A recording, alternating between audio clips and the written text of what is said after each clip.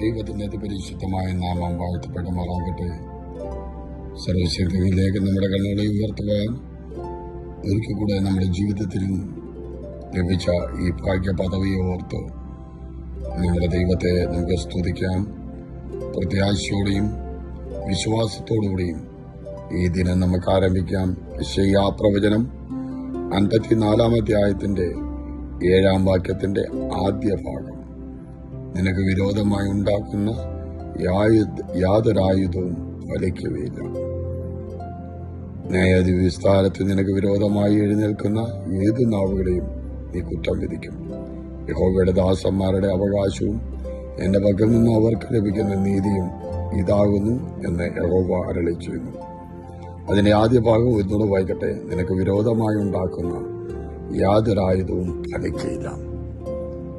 വീണ്ടെടുക്കപ്പെട്ട തിരഞ്ഞെടുക്കപ്പെട്ട സ്വർഗത്തിലെ ദാസന്മാരും ദാസിമാരുമായുള്ളവരെ, തിരഞ്ഞെടുത്തവൻ നമ്മെക്കുറിച്ച് നമ്മളോട് പറഞ്ഞു തരികയാണ്.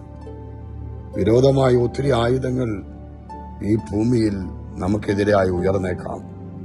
വിശ്വാസത്തെ ചോദ്യം ചെയ്യുന്നതും നിലനിൽപ്പിനെ ചോദ്യം ചെയ്യുന്നതും തലകുനിക്കുവാൻ ശ്രമിക്കുന്നതുമായ വിരോധമായി ഉണ്ടാകുന്ന അനേക ആയുധങ്ങൾ വിശ്വാസത്തോട് ബന്ധപ്പെട്ട പലതും നേരിടുവാൻ കഴിയാത്ത വിധത്തിൽ നാം ആയിത്തീരുമ്പോൾ, എന്നാൽ ദൈവത്തിന് വചനം പറയാം, ആ ആയുധമൊന്നും നിനക്ക് ഫലിക്കുകയില്ല. എന്നോട് അടുക്കാതെ വണ്ണം, നിന്നെ മുറിവേൽപ്പിക്കാതെ വേദനിപ്പിക്കാതെ അതിനെ നിഷ്ഫലമാക്കി കളയുവാൻ, ഇല്ലായ്മയാക്കി കളയുവാൻ നിന്റെ ദൈവത്തിന് കഴിയും.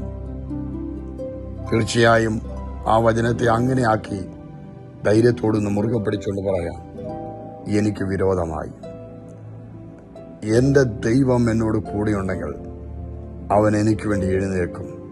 വചനം പഠിപ്പിക്കുന്നു, ദൈവം എഴുന്നേൽക്കുന്നു, അവന്റെ ശത്രുക്കൾ ചിതറുന്നു.